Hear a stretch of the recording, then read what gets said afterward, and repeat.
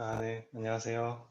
저는 지금 금호군과대학교 전자학부에서 일하고 있는 대구 팔공로교회 이현철 형제라고 합니다. 한 2주 정도 참석을 못했던 것 같습니다. 공교롭게도 이제 그때 무슨 회의가 잡히고 또 출장을 가면서 좀 함께하지 못해서 참 아쉬웠습니다. 그래도 말씀하시고 또 간증하셨던 내용들을 너무나 잘 듣고 참 감사가 되었습니다. 오랜만에 참석했는데 또 말씀 순서라서 많이 떨립니다.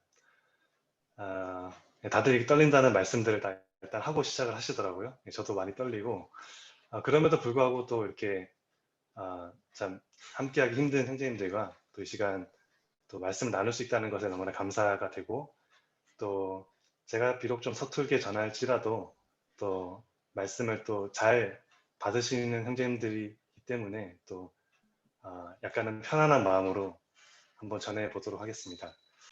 제가 오늘 말씀드릴 말씀 제목은 영광의 시간표라고 지어봤습니다.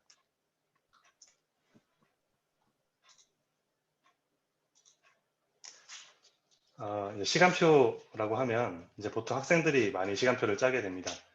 저도 이제 학교로 이제 옮긴 지가 이제 만 2년이 좀 지나고 있습니다. 그래서 학생들이 시간표를 열심히 짜고 자기 어떤 여러 가지 학생들도 많이 바쁘더라고요. 그래서 그 스케줄을 잘 조정하기 위해서 자기가 원하는 타이밍에 원하는 수업을 넣기 위해서 이렇게 뭐 증원 신청을 하거나 이런 걸 많이 오더라고요. 그래서 학생들도 참 시간표를 그냥 대충 짜는 게 아니라 열심히 참 짜고 있구나라는 생각을 했고, 교수인 저도 시간표가 상당히 중요하더라고요.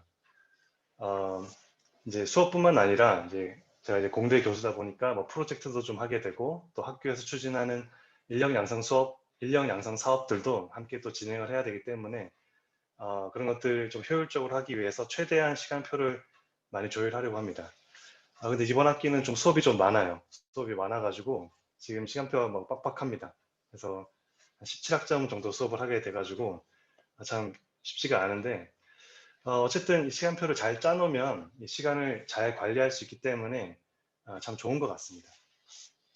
만약에 이제 우리 인생에 대해서도 시간표가 있다면 그리고 우리가 그것을 알 수 있다면 나에게 주어진 시간들을 좀 더 효율적으로 관리할 수 있기 때문에 참 좋을 것 같은데 안타깝게도 우리는 시간이라는 요소에 갇혀 있기 때문에 과거에 대해서 좀 우리가 기억하고 있고 또 현재라는 시간에 대해서만 알 수 있지 미래에 대해서는 알 수가 없습니다.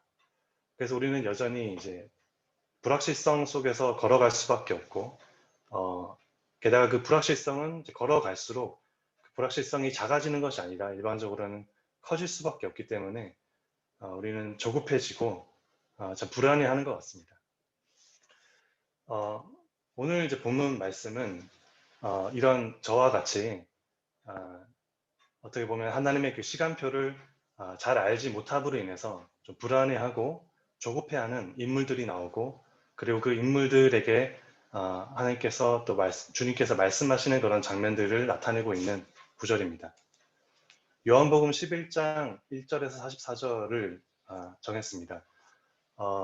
이 부분은 잘 아시는 주님께서 나사로를 살리시는 장면이 되겠습니다. 긴 구절이기 때문에 이 시간 다 읽어볼 수는 없고 중간중간에 제가 발췌해서 말씀을 드리겠습니다. 이 부분에 보면 일단 우리의 요청이라고 적어놨습니다. 성경 본문에 보면 마리아와 마르다가 요청을 하는 장면입니다. 주님께 대해서 요청을 하는 장면입니다.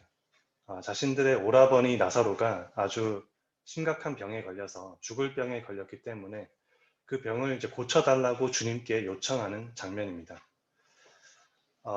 그 요청이 아주 다급하고 간절했던 것 같습니다. 제가 잠시 읽어드리면 1절부터 읽어드리면 어떤 병자가 있으니 이는 마리아와 그 자매 마르다의 마을 베다니에 사는 나사로라. 이 마리아는 향유를 붓게 붓고 머리털로 주의 발을 닦던 자요 병든 나사로는 그의 오라버니더라.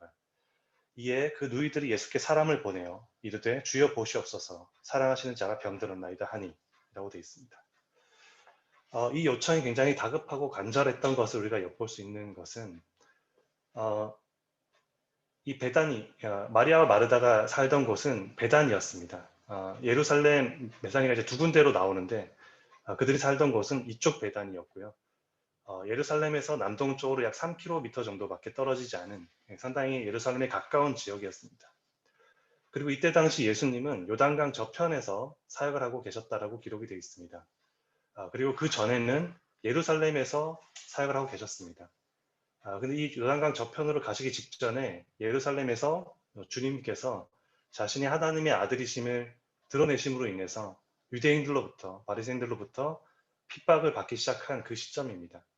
예수님께서는 이제 그 자리를 피하시고 요단강 저편으로 가셔서 여기서도 귀한 사역을 하십니다.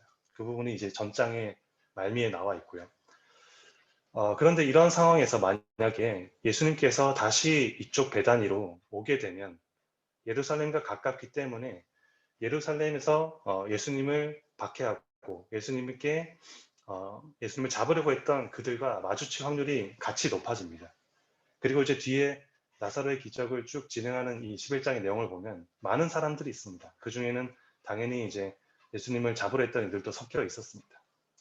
마리아와 마르다는 주님을 사랑하던 자매들이었기 때문에 이러한 상황을 모르던 사람들이 아니었습니다. 그럼에도 불구하고 그런 위험이 있음에도 불구하고 예수님을 요청할 수밖에 없었던, 그만큼 자신들의 오라버니를 살리기 위해서 간절했고 또 그것이 굉장히 다급했었던 그런 상황이라고 추정할 수가 있습니다. 그리고 또 하나 이 마리아와 마르다의 요청, 곧 우리의 요청을 살펴보면 3절 말미에 사랑하시는 자가 병들었다라고 되어 있습니다. 물론 주님께서는 모든 사람을 사랑하시지만 주님께서 여러 가지 성경의 본문들을 봤을 때 이 나사로와의 관계가 특별했던 것 같습니다. 그래서 여기서도 이제 사랑하시는 자라고 표현을 할 때 필레이스, 필레오라고 해서 아시다시피 이제 친구와 같이 친밀한 그 사랑을 얘기하고 있습니다. 그 사랑을 이제 강조하면서 요청을 하고 있는 장면입니다. 여기에 대해서 성경도 동의를 합니다.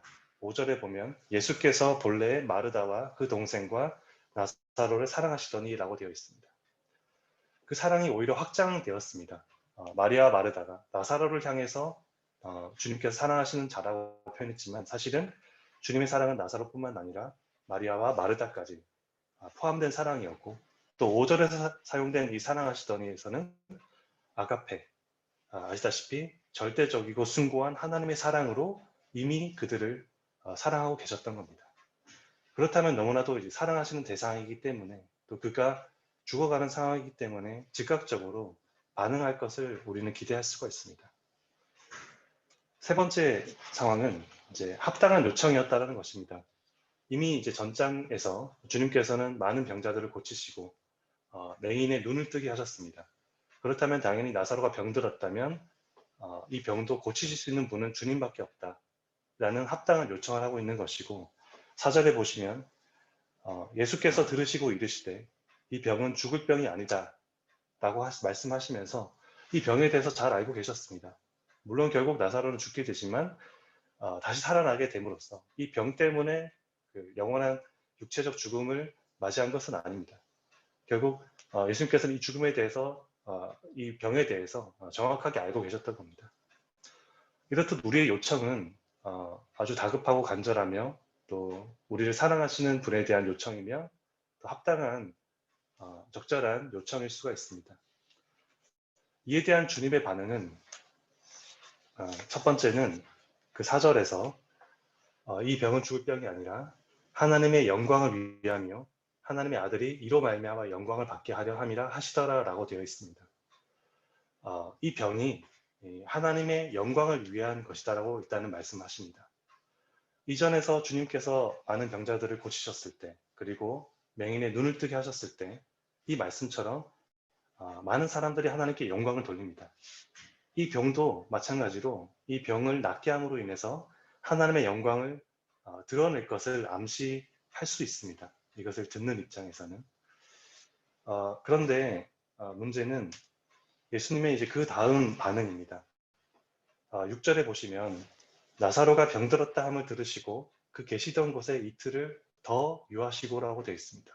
이틀을 더 유하시고라고 되어 있습니다. 앞에 말씀드렸듯이 우리의 요청이 그런 다급하고 간절하고 합당하고 사랑의 요청이었음에도 불구하고 또 주님께서는 영광을 드러내실 것을 말씀하셨고, 그러면 이것은 하나님의 영광의 시간표라고 볼 수 있는데, 주님께서는 즉각적으로 움직이지 않으시고 이틀을 더 유하시는 선택을 하십니다. 이 부분이 마리아와 마르다에게 굉장히 힘들었을 것이고, 뿐만 아니라 이것을 읽는 저희, 또 이것과 비슷한 상황을 겪는 저희도 굉장히 힘든 상황이라고 생각이 됩니다. 하나님의 영광을 드러내실 것인데 그 영광의 시간표는 이틀간의 주님의 침묵을 필요로 했던 것입니다. 그래서 우리는 이 하나님의 영광의 시간표에 대해서 조금 더 살펴볼 필요가 있습니다. 세 가지 정도로 요약을 해봤습니다. 첫 번째는 당연한 말씀이지만 이 영광의 시간표는 우리의 생각을 넘어선다라는 것입니다. 32절에서 마리아가 주님께서 오신 것을 보고 예수 계신 곳에 가서 배웠고 그 발 앞에 엎드려 이르되 주께서 여기 계셨더라면 내 오라버니가 죽지 아니하였겠나이다 하더라 라고 되어 있습니다. 주님께서 여기 진작에 오셨더라면 나사로가 죽지 않았을 거다라는 얘기를 하고 있는 것입니다. 이미 늦으셨다라고 얘기를 하고 있는 겁니다. 뒤늦은 타이밍이 오셨다라고 얘기를 하고 있는 것이고, 마르다도 39절에 보면 예수께서 이르시되 돌을 옮겨 놓으라 하시니 그 죽은 자의 누이 마르다가 이르되 주여 죽은 지가 나흘이 되었음에 벌써 냄새가 나나이다 라고 되어 있습니다. 마르다가 이 돌을 옮겨 놓는 것에는 함께 이제 순종을 하는 것을 우리가 추정해 볼 수 있습니다. 그런데 그 행위가 마냥 온전한 믿음의 행위만은 아닌 것이 벌써 냄새가 나나이다라는 이 부분에서 마르다 역시 이미 늦었다라고 얘기하고 있는 것을 우리가 알 수 있습니다. 이미 늦으셨다는 겁니다. 이미 죽어서 완전히 죽었다라고 얘기를 하고 있는 것입니다. 그리고 37절에 그 어떤 이들, 그 많은 이들은 말하되 맹인의 눈을 뜨게 한 이 사람이 그 사람은 죽지 않게 할 수 없었더냐라고 합니다. 즉 마찬가지로 이미 늦었고 또 예수님의 능력에 대해서도 그 한계가 있다라고 얘기를 하고 있는 것입니다. 하지만 우리는 알다시피 예수님께서는 결국 나사로를 살리십니다. 하지만 이들은 마리아다도 또 이 어떤 이들도 그것을 알 수가 없었습니다. 왜냐하면 우리는 자신들의 생각에 갇혀 있을 수밖에 없기 때문입니다. 이 정도면 당연히 이렇게 하시겠지. 이 정도의 간절한 요청이면 들어주시겠지. 이쯤이면 이렇게 하실 타이밍이지 라고 우리는 생각하지만 사실은 이것은 우리의 생각을 넘어선 것이고 하나님의 주권의 영역이라는 것입니다. 신명기 29장 29절에서 감추어진 일은 우리 하나님 여호와께 속하였거니와 나타난 일은 영원히 우리 자손에게 속하였나니, 주님께서 그 주권적으로 감추시면 우리는 볼 수가 없고 또 나타내시면 우리는 영원히 그것을 보게 된다라는 부분입니다. 그래서 영광의 시간표는 하나님의 주권의 영역에 있는 것이고 우리의 생각을 넘어선 것이다 라는 것입니다. 두 번째 살펴볼 수 있는 부분은 믿음을 요구한다라는 부분입니다. 40절에 예수께서 이르시되 내 말이 내가 믿으면 하나님의 영광을 보리라 하지 아니하였느냐 하시니 라고 되어 있습니다. 이 말은 결국 그 하나님의 영광의 시간표를 경험하고 보려면 믿음이 필요하다는 것입니다. 앞에서 25절에서 27절에 마르다는 아주 멋진 고백을 합니다.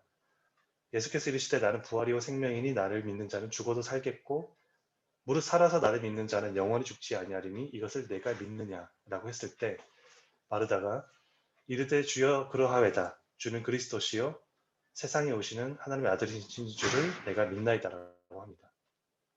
이런 마르다였는데 주님께서는 그리고 또 다른 일도 많은데 굳이 마르다에게 사실 정확히 말하면 다른 이들에게 얘기했을 수도 있지만 마르다를 포함한 이들에게 무덤도로 옮겨 나오라고 하십니다. 그리고 마르다는 그것을 보고 있고 그것을 막거나 하지 않습니다. 하지만 믿음으로 아까 말씀드렸듯이 온전히 반응하고 있다고 볼 수도 없습니다. 즉 아주 연약한 신락 같은 그런 믿음이지 않았을까라는 생각이 듭니다. 하지만 그 연약한 신락 같은 믿음에도 불구하고 주님께서는 그 영광의 시간표를 실행을 하시고 나사로를 살리십니다. 하나님께서는 그 영광의 시간표를 우리의 믿음의 순종이 없이도 사실은 얼마든지 실행하실 수 있는 분이신데, 그럼에도 불구하고 이렇게 우리에게 어떻게 보면 믿음의 참여의 길을 열어놓으신 것에 또 감사를 우리가 드릴 수 있습니다. 마지막 세 번째는 우리는 그 하나님의 영광의 시간표 앞에 압도될 수밖에 없다라는 부분입니다. 나사로를 결국 살리셨습니다. 43절에 이 말씀을 하시고 큰 소리로 나사로야 나오라 부르시니 죽은 자가 수족을 배로 놓인 채로 나오는데 그 얼굴은 수건에 쌓였더라. 예수께서 이르시되 풀어 놓아 다니게 하라. 나사로를 드디어 살리십니다. 죽음을 이기게 하셨습니다. 완전하시고 무한하신 권능의 영광을 드러내신 것입니다. 앞에 4절에서 이 병이 하나님의 영광을 위한 것이라고 말씀하셨는데 그것이 그대로 실현이 된 것을 우리가 볼 수가 있습니다. 우리가 보기에는 아주 최악의 상황이었는데, 우리가 보기에는 이미 늦게 오셨고 이미 나사로가 죽었고 그로 인해 주님께서 혹시 지탄을 받을 수도 있는 그런 장면일 수 있었는데, 주님께서는 그것을 완전히 역전시키시고 우리가 생각지도 못한 방법으로 역전하셔서 영광을 드러내십니다. 이런 것을 우리가 경험하게 되면 우리는 정말 하나님 앞에 너무나도 작은 자라는 것을 인식할 수밖에 없음으로써 압도될 수밖에 없는 것 같습니다. 성경에는 여기에 대해서 마리아와 마르다의 어떤 직접적인 반응은 기록되어 있지 않습니다. 물론 이제 뒤에 12장에서 마리아가 향유를 깨뜨리고 머리털로 주님의 발을 씻기는 그런 장면에서 그 압도된 모습을 추정해 볼 수는 있지만 직접적이지가 않고 직접적으로 기록되어 있는 부분이 없습니다. 제가 조금 상상을 덧붙이자면 아마도 그 압도된 그 영광 앞에 압도돼서 아무런 반응도 할 수 없었던 것이 아닌가라고 생각이 되고요. 그리고 많은 이들이 부정적으로 봤던 그 많은 이들이 45절에서 마리아에게 와서 예수께서 하신 일을 본 많은 유대인들이 그를 믿었다라고 되어 있습니다. 하나님의 영광을 받고 또 그로 인해 예수님을 믿게 되고 그로 인해서 또 하나님의 아들 예수님께서 영광을 얻는 그런 장면입니다. 하나님의 영광의 시간표에 대해서 우리가 살펴볼 부분을 세 가지를 말씀을 드렸습니다. 이것과 관련해서 제 인생에서 가장 크게 경험한 부분을 잠깐 나누고 싶습니다. 주한이라고 적혀 있는데요. 주한이는 이제 제 아들입니다. 아직 세돌이 안 됐습니다. 이제 곧 세돌이 되는 아이이고요. 제가 지금 나이가 42인데 아직 세돌이 안 돼서 제가 환갑이 돼도 이제 대학생이 됩니다. 상당히 이제 첫 아이가 늦은 것인데 결혼 전에 이제 결혼을 결정을 하고 아내가 용기를 내서 자신의 몸 상태에 대해서 얘기를 해줬습니다.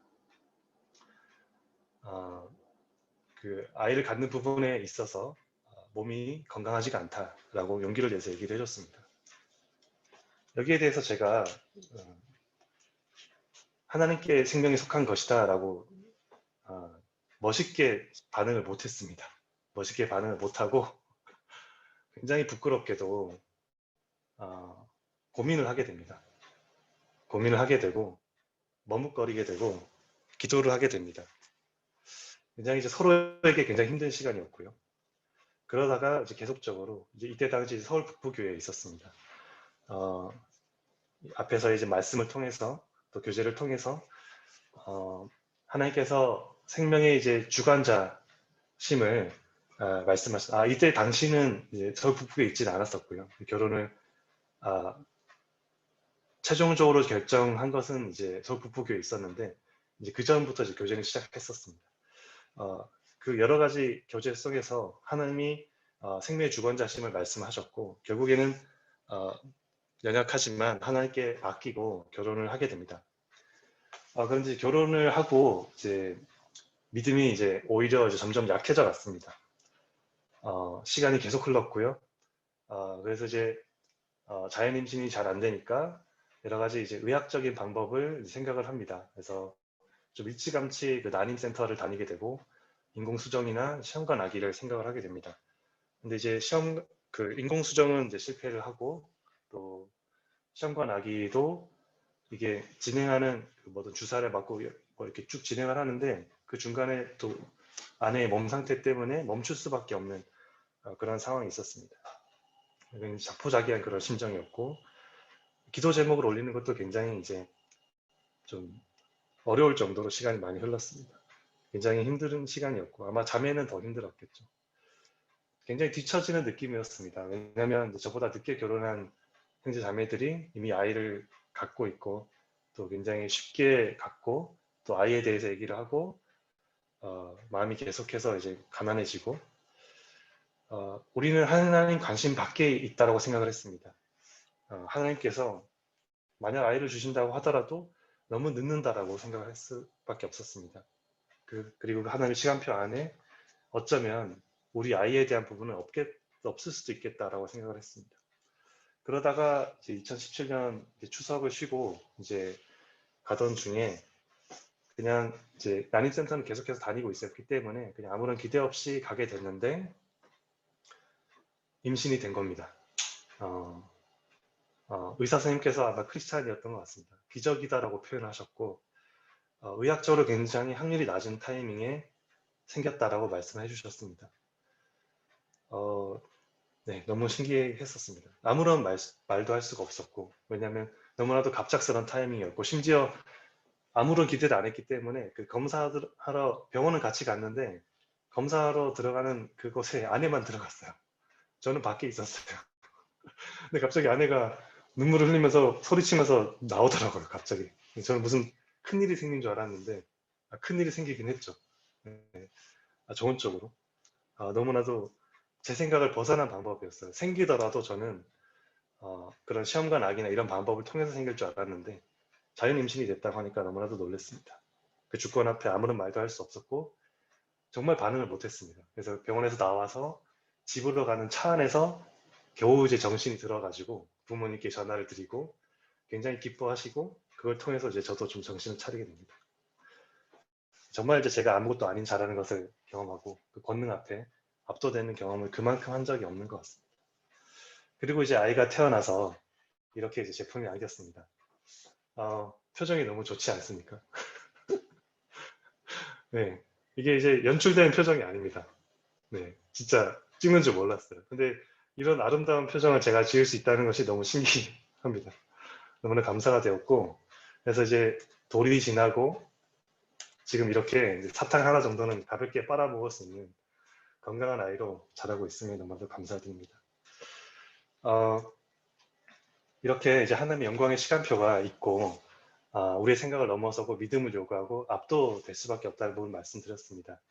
그래서 우리 생각을 넘어선 것이기 때문에 이 하나님의 영광의 시간표는 감히 우리의 추정의 대상이 아니라 그저 따라가는 추종의 대상일 수밖에 없는 것이고 우리의 믿음을 요구한다는 부분이 기계적으로 딱딱딱 진행하시는 것이 아니라 아주 인격적으로 또 우리의 연약한 믿음에도 불구하고 반응하시기도 하고 굳이 우리의 믿음을 요구하신다는 부분에서 참 인격적이시고 이런 부분에 또 감사가 듭니다.